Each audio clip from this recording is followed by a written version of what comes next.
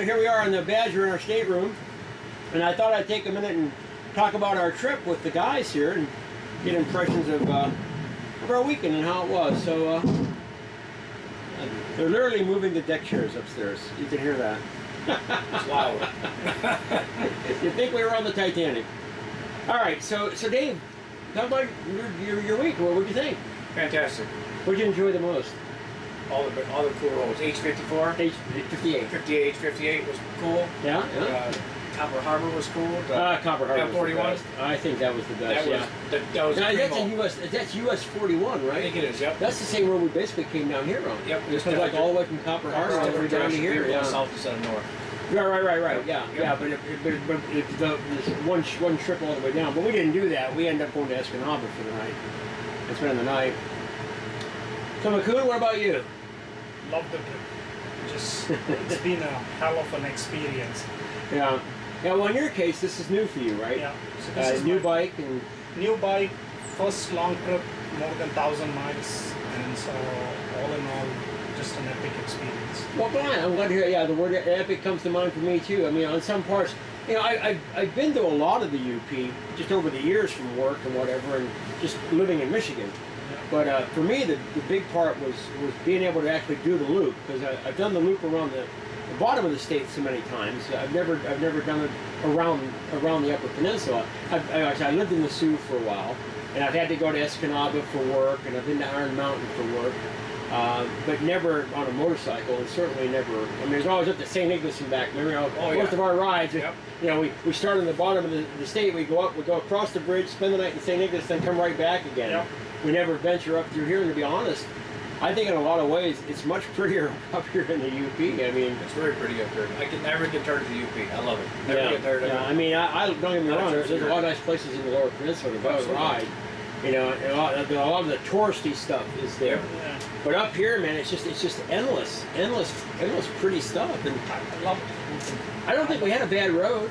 No, I don't recall any roads with potholes. I mean, just that one that we got coming out of Waters Meet, yeah, which had all those tar snakes. You know, that was a little different. Yeah. That was tricky. I'm going around them curves, and all of a sudden my front wheel's sliding. I put out from under me at 70 miles an hour. I'm like, what the hell did that? I thought my tire went flat. I slowed down. I hit the air pressure. I said, oh, 40, I'm good. 41, I'm good. Okay, it's the tar snakes. Yeah, those are terrible. They're the worst. Yeah. I think the best for me was the town of the city of Houghton. Houghton, yeah. I just love that place. I mean, the hills on both sides. The hills on both sides. Yeah, it reminded me of Portland, Oregon. It really did a lot, especially when you take the bridge across. You know. Yeah. It was just amazing to just ride. What I didn't realize was how populated the Upper Peninsula is. Oh yeah, a lot of people. I mean, to be honest, I always thought it was like, you know, I mean, when you go to like Paradise, right? Some dense places, you know. There's like a hotel, a gas station, convenience store, and then nothing else for another 130 miles. And so that's what I thought was like. I thought that's the way all the Upper Peninsula was, you know. A lot of pockets of man, forest. everywhere we went. I mean, even when we went up to Grand Marais, it was a long trip, straight trip up there, and there was nothing but just you know, wilderness on both sides of us. And you get in there, it's a tiny little town, but it was a really pretty little town. I got to admit. It's nice. You know, and a lot of people, I'm sure, never make it up there only because of the distance to get there. I mean, you don't get there by accident. You know, it's not like you're driving down the road and all of a sudden you turn left and you're there. You know, you're aiming for that. Yeah, you're aiming for that, and it's just like Copper Harbor. You're aiming for Copper Harbor too. You don't go there, and so the roads up there were. I mean, I literally. Remember, I was like way ahead of you guys, right? Going down there. And I was getting tired. And it was like 8 o'clock at night. And in that last 20-mile stretch, last 20 miles, yeah, that was crazy. I hit that, and all of a sudden I see this sign, this squiggly line. I'm like, really? And then I did those. And I get the cruise on. I'm in comfort. We got to switch up. You know. And then another squiggly little sign, and I'm like, well, that was pretty cool too. And then a couple of these, and I'm like, wait a minute, this is actually getting challenging, you know? It's getting good. And then the blacktop changed to dark black blacktop. It's like the last 9 or 10 miles into Copper Harbor. And then it really got challenging. I mean, it got really technical, and I was shocked. I'm like, holy shit. So all of a sudden, I'm getting out of cruise, I'm going into sport mode. I'm going into dynamic. Oh, yeah. I'm like, wait a minute. I was on my adrenaline because I was really kind of tired. I mean, I was kind of beat, you know. I just wanted to I thought it was a straight road all the way into town, you know. And all of a sudden, man, my adrenaline got going. I was like, holy shit. And I hunkered down and wang. I'm like, man, this is as good as the Tail of the Dragon. When I pulled over, shocked. when I pulled over to P, I had 22 miles to catch these guys. I knew I was going to catch what you got up there, so I caught these guys in about 12 miles. Yep. And I caught up to them, and I went by them. But it was a beautiful road, It's quite surprising. The views were just It was surprising. phenomenal. I know. Like, And I think a lot of people don't know about that part of the 41 up in the Copper Harbor, because I've never had anybody tell me about it. You know, I never say, hey, we need to go ride this ride. Everybody talks about H58, which was another great road. Yeah, that was a great road. I mean, but it was more winding, high-speed bends, you know? Yep. Well, except for the beginning. Coming out of Grand Marais, that was pretty challenging. Tight, Remember when you and I, you were following me, right? It was tight through there. It was very tight through there, and it was hard to pass people. Yeah. You know, as I have in the video. But then it started to rain, and it wasn't raining hard enough where I felt like I didn't have control. We weren't sliding around. But all of a sudden my windshield was just getting real wet, and so I slowed back up and slowed down a little bit. But I kind of wish it had been like sunny and beautiful, because I'd have ripped on that all the way down till we turned off at that little bar there. And I was waiting for you guys. The funny part was I thought rain is, because everybody kept on saying, right, the rain is like it tones down the bike. No kidding. You can still do a lot in the rain mode. Oh, absolutely. Oh yeah, in rain mode, yeah. I was towing that thing, and I was like, It just tones the back end down so you don't slide around. Yeah. And, you know, That bike feels like a freight train, even in rain mode. It's spectacular. But you seen him in dynamic today, right? When he pulled out of that gas station, oh man, his front tire, first and second gear, bam, bam. And I'll tell you what, I don't care what anybody says about a K1600.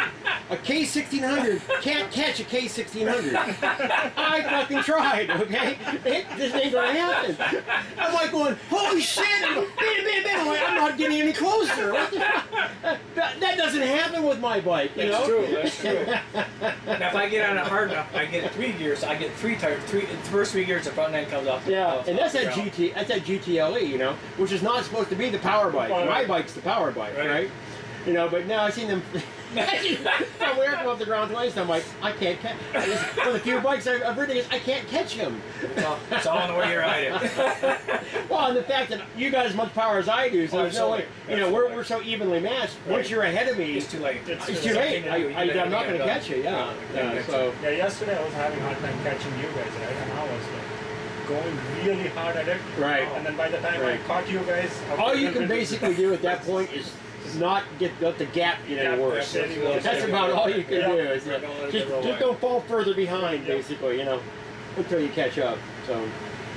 So all in all, it was a successful, I think, birthday ride. I loved it. I'm so glad you guys came, man. I couldn't imagine doing this with a different group of people, to be honest. Lots of fun, man. Now, maybe a few more. Yeah, oh yeah. Hello, a few more of my friends didn't see this. You could have came. Always you know? good to have more people. It was a hell of a ride. It really was. You missed the ride of the year, as far as I'm concerned. Oh yeah, damn good ride. damn good ride. Especially for where we went and what we did. And now it's kind of over. Once we get back to Ludington, we're just going to spend the night and go home tomorrow. And that's going to be after the summer. I will be coming back up to the UP to ride the roads again this year. Oh yeah. Well, I'm hoping John comes up. I'm hoping John Shell comes up, and we'll try to get up here one more time, you know, before the colors change, because I don't want to get too cold. Or, No. I hear you know, you don't know what the roads are going to be like. You know, it's shitty here. But certainly, this may become a yearly event. Those are badass, man.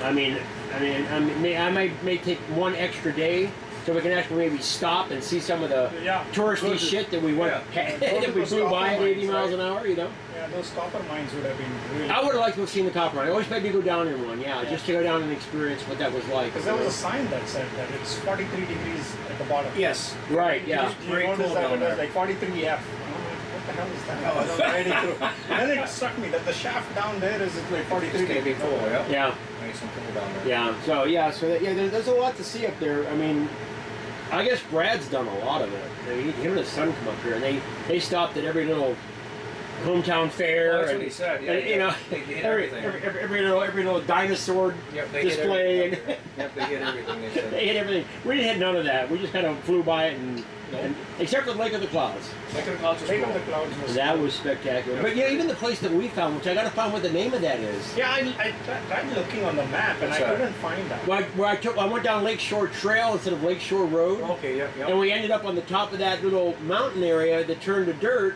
and looked over, and there's this gigantic. I mean, it was like Lake of the Clouds. There were these beautiful lakes in the middle of the forest, and there was nothing else around it, and just like a little stone barrier that somebody had built it was there. called Mission Hill or something like that. It might have been Mission Hill. You're right. Yeah. I think you're right. Mission Hill? Yeah. I'll have to look it up and see. But that was sounds right. that was really a pleasant That was surprise. weird. Yeah, that was you know? wild. If we come up next year, I want to actually add that, include that as a Yeah. stop. Oh, yeah. You know. Find that. So but- tomorrow it will be 1,300, so 1,600 miles. That's Wow. the longest one that I've ever been. Wow. Oh, really? Well, good. Good. That's awesome. Yeah. By the yeah. time I hit home, it will be 1,600 miles. If you hadn't been with a couple other K1600 owners, I don't think you would have got out of this trip what you got out of it. No. Because the way we ride our Yeah, bikes, exactly. you know. And that's why I signed up. I said, these guys have the bikes. Means nothing else I'm going to learn about. and that's what it's been, right? I didn't know how to tie the bike down on the boat.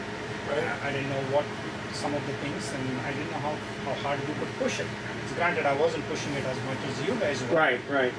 But still, I was out of my comfort zone in some times. Right. And there's still more left. I mean, you haven't even tapped the surface Yeah. of that. I'm telling you.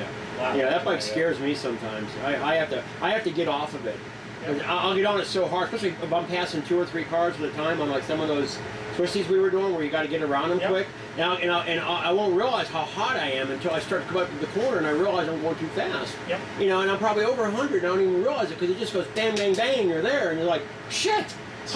You know, and you're on the brakes like this, and you're trying to lean and get around it, you know? You can't take your eyes off the road when it's something like that. Yeah. Not One on the time roads. I went back and I waved like this to let him know it was safe to come because it was a kind of a blind turn, but I was already there and there was no traffic coming. And just that little bit was enough to knock me off, and I ended up going wide of the yellow line around that turn. And it really scared me because I was like, oh shit, you know, and it was just that quick. It wasn't even, you know, it wasn't even a really conscious thing. I mean, you got to knuckle down, you got to focus the whole time. You can't let up. The H58, I ran the whole H58 without looking at the instrument cluster. Oh, good for you. While going to Copper Harbor, I looked at the instrument cluster, and as I was coming Yeah. up one of the curves, there was a pickup truck coming in, and I was like, just push Yeah. it down to kind of Yeah, avoid it. it's all about how the bike feels. You can hear the bike. The bike's talking to you, Yeah. right? You can feel it in the way the bike is turning, the way what gear, the RPMs. And that'll all tell you, you know, No, what but all then- you need to know, and then staying in like 4th or 5th gear all the time and just not getting So out of it. on the way back, I said, I'm not going to look at the instrument cluster. I'm not going to look at the nav. I'm just going to follow the road. And, Right. And if these guys are up ahead, if they're too far off, they'll wait. I'm not going to be looking around. I just want to focus on the road. And then it was really a pleasurable ride because then it was the road, the bike, and you. All right, yeah. Forget the numbers. Don't forget the Forget the numbers. Go with the Just ride, feeling. exactly. It's all about the feeling on that bike. ride it through. My buddy of mine, I'll show you the YouTube video when we get to the hotel tonight. We went down and we rode the Natchez Trace, and you can only do 45 miles an hour. And it's like the Blue Ridge Mountain Parkway, right? Right. So there's a couple of people on trikes in front of us going like 35 miles an hour. Well, he's on his 1600 GT. I mean, he gets pissed off and he just goes around him, you know. So I went, okay, fine. I went around him. So now we're both doing like 90, and I'm really on his tail and pushing him. And these are just beautiful stuff, right? We get to one turn, and just for a second, he looked down at his speedometer. When he looked up, he was already in the grass. And I've got video of him, because I was videoing it, of him like riding a bronking buck on the grass at 90 miles an hour on this bike until he was able to control it and get back on the road. Wow. Yeah, just because he even says for the split second he looked down at the speedometer, he doesn't know why, and that was just enough time that when the curve was there and he blew the curve. H58, I didn't look down at anything. I was just following what you said, and I was using the downshifts to control the speed. Right. Yeah. Yep. And that was it. And then just power through the whole thing. And it was like, when I finished that thing, I'm like, let's go back. Yeah, let's Turn around, let's go back. Can we ride that ride again? Yeah, absolutely. Well, and that's what I was telling you. See, that bike's got a slipper clutch, right? Yeah. So even though you downshift, Yeah, I tried that too. when you downshift, it's not going to slow down. No, it's just the RPMs go up, yeah. right? And that's the beauty of the bike. Once you figure that out, then it's like, oh, I go into fifth gear and let the clutch out. Okay, I'm still going the same speed, but I got more RPMs, which means I have engine braking. Now if I let off the throttle, I will engine brake, right? But if I keep the throttle the same and just downshift the bike, the RPMs go up, but you don't lose speed. And once you figure that out, then you can really control your speed just by using the throttle. And that's what I started doing afterwards. You don't have to use the brake anymore. I wasn't using the brake at all. I was just like downshifting throttle and it would slow down for what I wanted, getting into the curve, get the speed right, just blow through the thing. Did you ever think you would talk like this? No. Listen to you. No. I'm saying, this shows how much you learned over the weekend, right? It's like, I knew what I was getting a super bike. Right. Yeah. But this was the reason to learn a lot of these things to come on this ride. And I was telling my buddies at work, I said, I don't care. Whatever I see is bonus. But going with these guys, I'm going to learn a lot of stuff. And that's why I came along. I'm glad, yeah. Because otherwise, nobody has these bikes. Where I live, right. There's one guy, out of the owners, there is one guy, and he's got an 1150 RT. So I contacted him from the owners of the anonymous book. I just called him and I said, hey, I just wanted to say hello. I'm in the area too, and so and so. And he says, yeah, someday we'll get a chance to ride. I'm retired and I'm just trying to enjoy life. Nice. I'm like, okay. And so there are, but I've seen that bike. Right by my house, whenever I walk my dog, I see that bike go in. And he's in full gear, high visibility gear.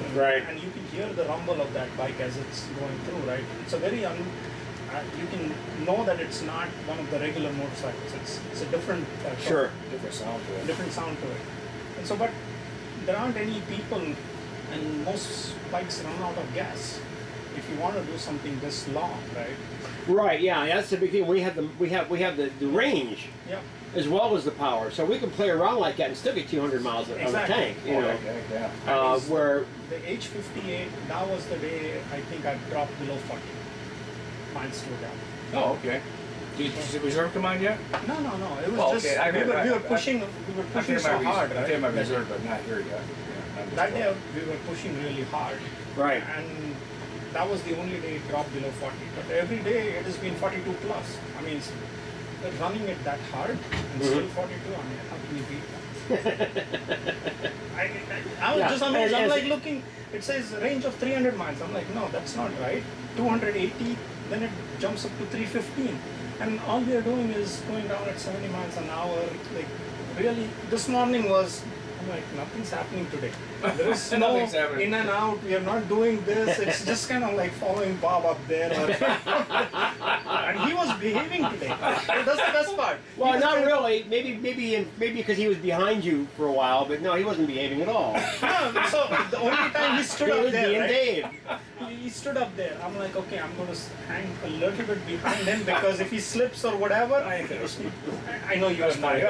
But that's like so I said, okay, I'm just going to. But he wasn't doing like his foot down like this. Right. Because I'm like, what the hell is that? he's got like his foot. He's like doing a dance up on the seat, like this, right? And I'm like, what the hell are you doing? Well, yeah. Today we were platooning, right? That's why I went in the back. When I realized that Brad was gonna lead, that's why I went out and said, turn your comm on, and I'll sweep in the back. Yeah.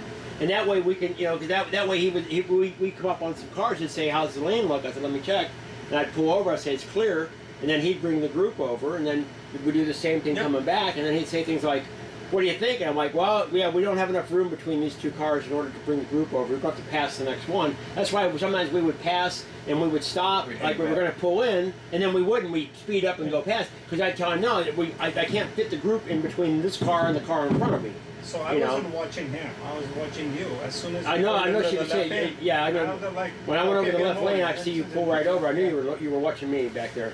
And that's the whole point of that, is to block the lane to make it safe for the group. So we were doing a whole different kind of ride today, which is a ride you got to learn how to do, because to get to the fun shit, you got to go through hundreds of miles of that, right? Yeah. Especially like if you ride with me, because I usually bring 8 or 9 people every time I ride, sometimes 100. Yeah, it's quite a few people. Sometimes. On the hill, yeah, Capalco, Yeah, we had sometimes 100 people. bikes, right? Yeah, see, That's when what we you do, started, though. I wasn't, I mean, every group does a little bit differently, right? Going through the stop signs, going through the traffic lights. Right. And so by yesterday, it was like, okay, stop sign coming up. The first guy who's going in has made sure that there is enough gap. That's the only time you're taking a turn. So it was good. I was Right. looking, making the turn, looking, making the turn. But I wasn't, I mean, earlier what would happen is the afraid part of me would stop at the stop sign, look here, look there, Right. then take off. By then the group has gone up, and now you're fighting really hard to catch up to that. Right, right. That's why we always go through 4-way stops as a group. You know, unless you got like 30 or 40 motorcycles, then you got to break it up. But you decide that before you start, And right? even a lot of times You got too, 5 or you're 6 doing that, bikes. People that are at stop sign will wait you through. Yeah, You got a big group, yeah, they just wait you big through. group. They'll let you. They understand it. You know, you don't want to break the group up. It's just like when you let that Yeah. car get in between us. Granted, I understand he was merging on. he was trying to merge, Yeah. but had you been closer, he wouldn't have, because he would have seen he had nowhere to go. Yeah. He would have slowed him down. But because there was a big enough gap for him to come in, he came in.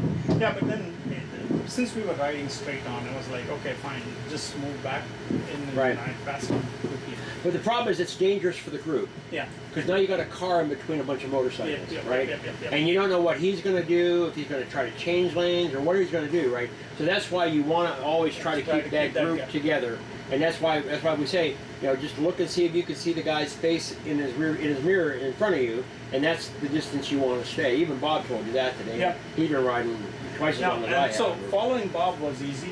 Following this dude, I have to be on my toes. Yeah, It's like, yeah. okay, what's Dave up to?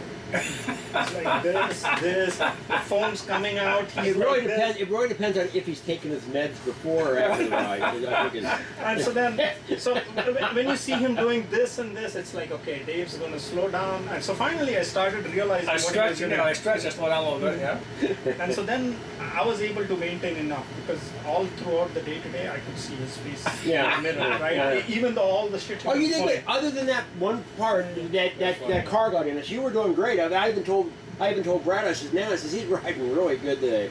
You know, because I was behind you and you were keeping the same distance as I was from you, and that was great. You know, and it was only, and that was just because it was a weird thing where there was, you had just let that gap spread just enough that guy took advantage of it. You know, but you did the right thing by backing off and letting him in. Obviously, you don't want to start pissing off people in cars. Right. Yeah. But yeah, you recovered from that pretty quickly, and then everything was fine, so it's no big deal.